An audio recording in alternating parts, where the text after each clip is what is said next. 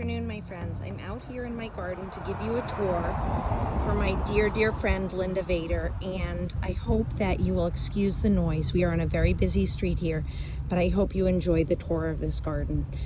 We live in Rye, New York, and this beautiful dahlia you're looking at here is one that I grew from seed from Erin at Florette's Bee's Knees mix, and I am calling her Flamethrower, and she is definitely a keeper. We're here in my potager, and in the corner here you can see we have some beautiful loofah growing. I chose today to give you the tour because today is one of the last most beautiful days of autumn. The frost is coming in a couple more days, and I am just out here soaking in all this color. My garden is not perfect by any stretch of the imagination, but I really love it, and I have to say that these last days of autumn are about as perfect as it gets. So over here along the edge of the potager, you can see that I have a little mix tucked away bed, and I want you to know again, this is not a perfect garden. And when you see pictures of gardens on Instagram, look at, there's a squirrel eating pumpkin. There's my old sage. Know that you're seeing moments in time. You are not seeing the whole garden at once. And it's difficult for any gardener to present the whole garden in its entirety in a perfect situation. But I would say today is about as good as it gets. So I hope you enjoy this tour. Here's my crazy blackberry bramble, which I have trained over these simple copper pipes from Home Depot. I've got an arbor here with a garden swing, and these are lanterns that Linda told me about years ago. They're solar powered lanterns. They're really wonderful. So this whole border, as you can see, has turned to fall. The aster is done blooming. The brown-eyed Susans are done, but the beautiful hosta remain, and my pretty little snowberry that I just planted, and the beautiful summer hanging baskets. They only have 2 more days. Thursday night, we are expecting a tremendous frost. And this is what I call my yellow border. When the brown-eyed Susans are blooming, it's really spectacular. And the hosta give it a foundation that is unbeatable. They're gigantic, gorgeous lemon lime hosta. I love having hanging baskets here in the summer, spring, summer, and fall. And now, after the frost, you'll see that I replace them with bird feeders. So I'm adding more and more nectar and natives into this bunch here. And here's another view of my kitchen garden. The eggplant are still going. I've got seedling dahlias in the back bed, and in the center I've got a gorgeous Nicotiana grandiflora, which has been one of the highlights of this year, in the center. It's almost done. And then the prettiest little moonbeam nasturtium, gorgeous. Eggplant I'm harvesting.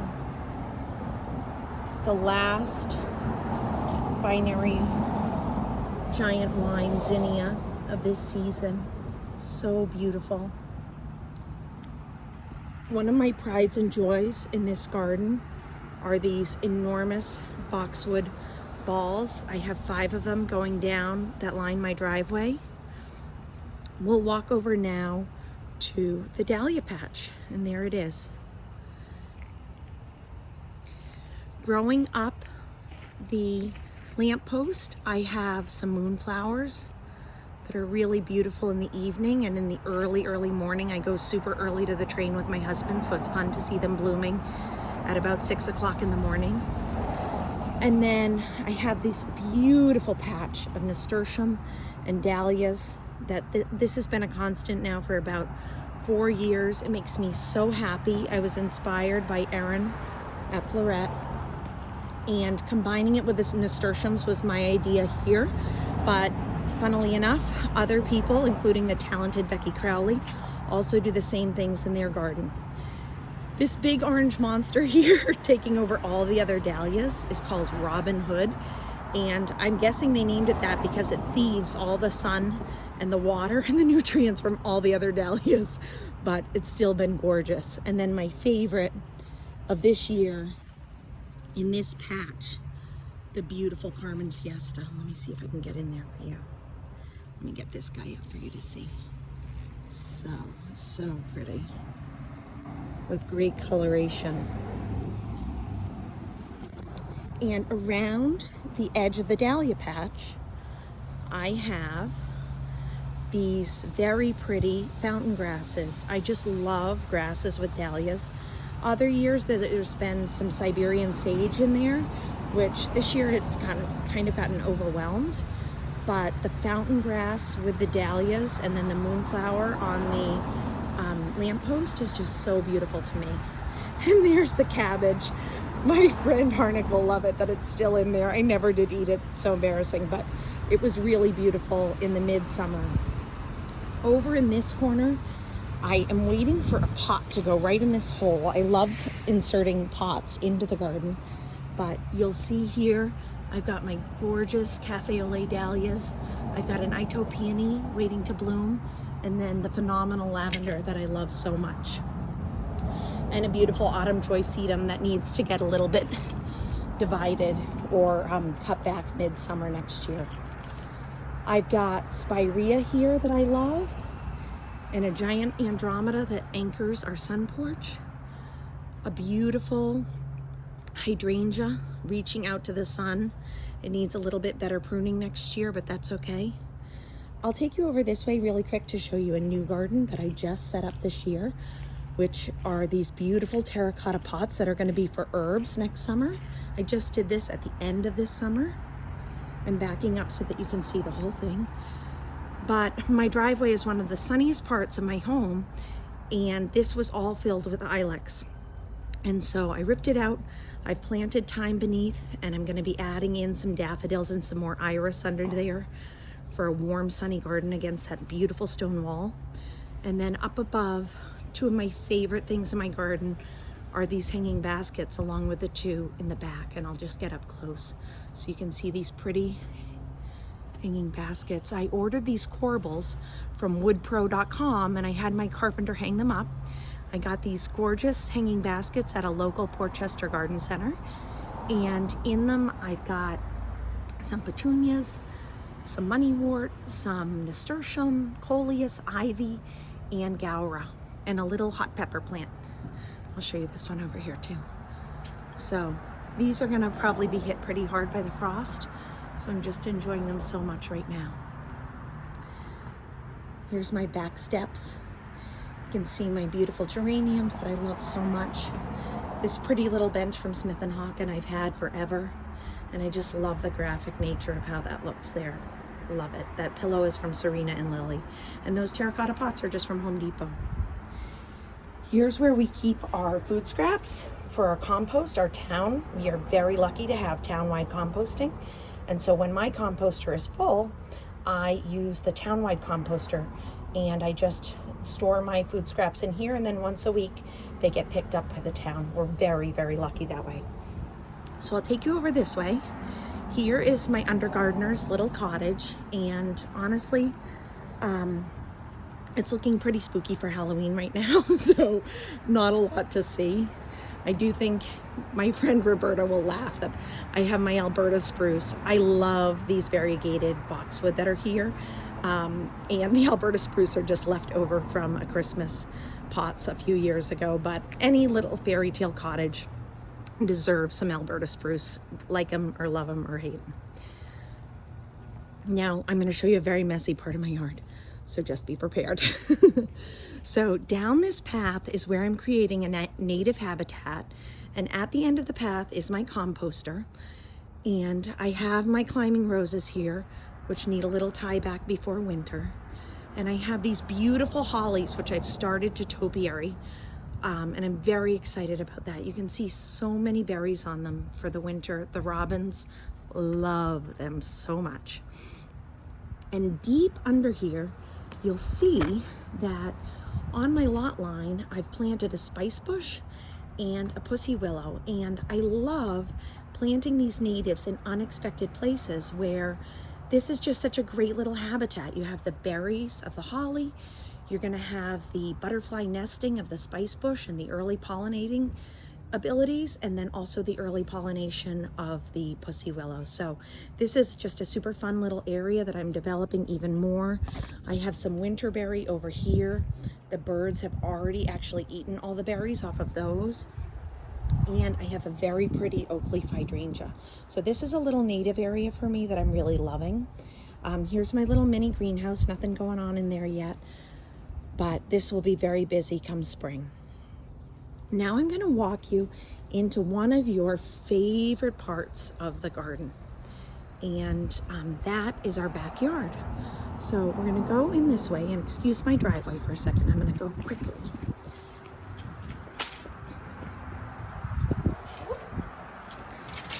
And we'll come back here, and I'm going to tell you there's a part of this that I'm not going to show you because it's in progress. But here's one of everybody's favorite shots of my garden.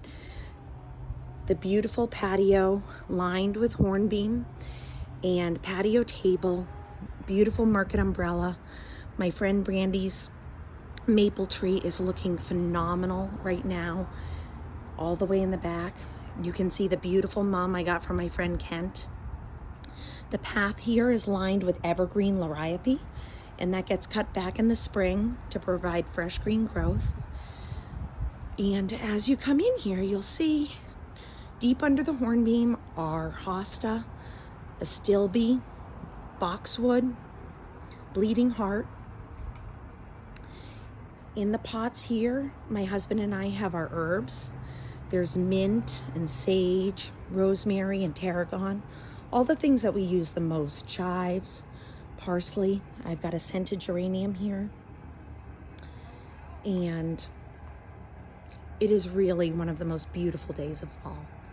I'll show you up here my other two favorite hanging baskets.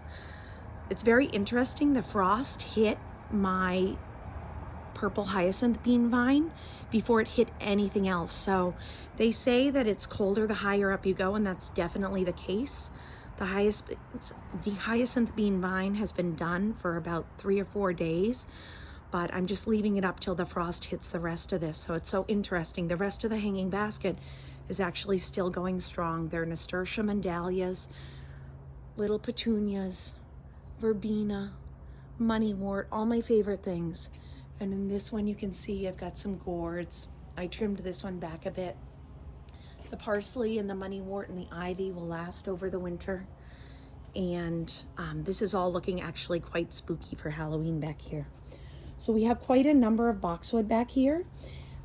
Again, my garden is not perfect. You'll see things as I bring you around that you might shake your head at, including this boxwood that you're going to see is in severe trouble back here.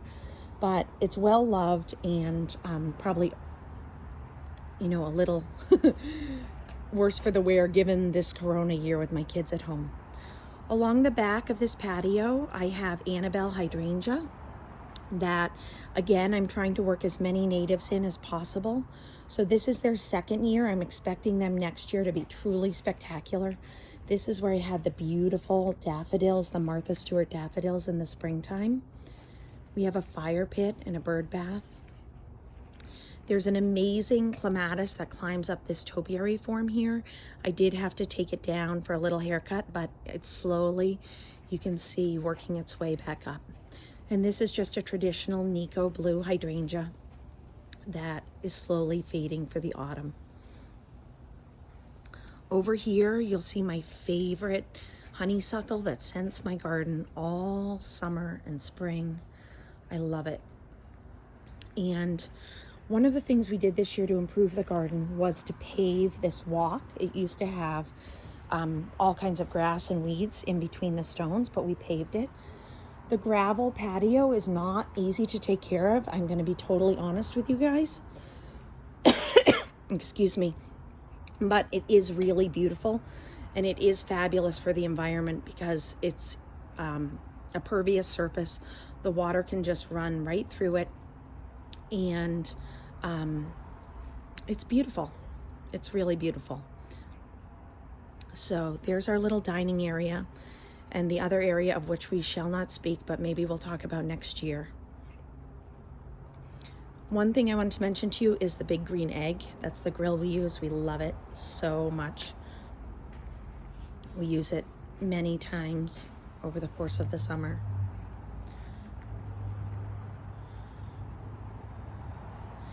One of the areas I want to work on is this area here where you can see all the boxes for all the different utilities in our house. I'm going to get a giant, I love the Vietnamese blue pottery, and I'm going to be getting a giant blue pot. I'm going to dig out the clematis that's there and lift it up into the pot, and then that will do a much better job of concealing all the utilities there. But this is just real life, you guys. We all have these places in our garden that are less than perfect, and you know, one thing at a time. You manage what you can. Here's my beautiful honeysuckle. Oh, I love it. I'm gonna be sad when it goes. Beautiful. I hear somebody coming out here to greet me, so beware, we may be interrupted. This viburnum is one of the first plants that I planted in this garden when we moved here, and you'll see along the side of it something that I love, which are the variegated boxwood. I just love them, and I try to incorporate them. It's one of the most common themes throughout my garden. You'll see them repeated over and over again, and I just love them. So you're going to see an area that you don't usually see of my garden back here, which is my kids' playing field. You've seen this area before with my beautiful Nico blues and my daylilies. Hey buddy, I'm making a movie. Shh. Here's my rose arch with a Zephyrine Druin rose, which is so pretty. And this is an area I'm also developing for next year. I transplanted a spirea here, one of the lemon limes. You can see I just gave it a massive haircut. And I'm weaving some Akiba vine along this fence. This is where we keep our trash and recycling. And so this is an area you'll look to see develop next year. And here we just planted a beautiful crepe myrtle. It's going to be hot pink. And my friend Kristen just planted a beautiful maple and a cherry across the street. So things are always changing in the garden, and it's pretty exciting. So this is my kids' playing field. And you see we have the bounce back. We've got cornhole. And here I have one of my favorite parts of the garden that I did not do, which are these beautiful euonymus with the Japanese anemone underneath and bird's nest hollies. It is a very, very pretty combination. The only part of this, there's an old umbrella stand, don't look at that. The only part of this that I added was the Japanese anemones. The evergreen portions were still here, but the anemones are so beautiful here. There are actually much prettier anemones on the market, but I still love how they weave in and out of this evergreen area. And here are amazing spruces. We have one, and we also have two, and they have ivy growing up them. They're very pretty. I also have a hornbeam here. The trees are a very important part of our garden. So as you come over here, you'll see a little shade garden that I'm developing. This was actually quite sunny when we moved in, and now that we lost our massive white pine here, it's actually going to be much sunnier again. But it's a pretty lemon lime area of the garden. I have an Annabelle hydrangea. We've got some monkshood. We've got more of the variegated boxwood. What else have we got in here? I've got Japanese painted ferns. I've got Solomon seal. In the springtime, there's tons of forget-me-nots, and this is a big snowdrop area for me. So the one thing you'll notice is we've started to blow the leaves onto the beds. I try not to get rid of any of the leaves in my garden. I try to get as many of them up onto the beds as possible. Here's this beautiful Annabelle. I can't wait for next year because she's going to get so much more sun, and she's really pretty with this monkshood. But she's really going to fill out around the other side, which will be spectacular. So as you look here, you'll see the front of our home. It's decorated for Halloween. We've got our beautiful new oak tree here that we just started. And you'll see a project that I still haven't completed, which is I have to get this Boston ivy / Virginia creeper growing up this tree, and I've got to get that planted in the next 2 days before the frost, I'm hoping. When the tree came down, we saved all of these stumps, and I still haven't quite decided how I want to use them. So this is sort of the stump no man's land. And this green line you see running through my garden is called a slack line, and the kids use it to bounce on and balance on. It's wonderful for core strength. The kids love it. It's wonderful in the snow. You can jump on it and fall off into the snow, front or back. Super fun. This is our little swing set. We've got a ninja line, and we have rings.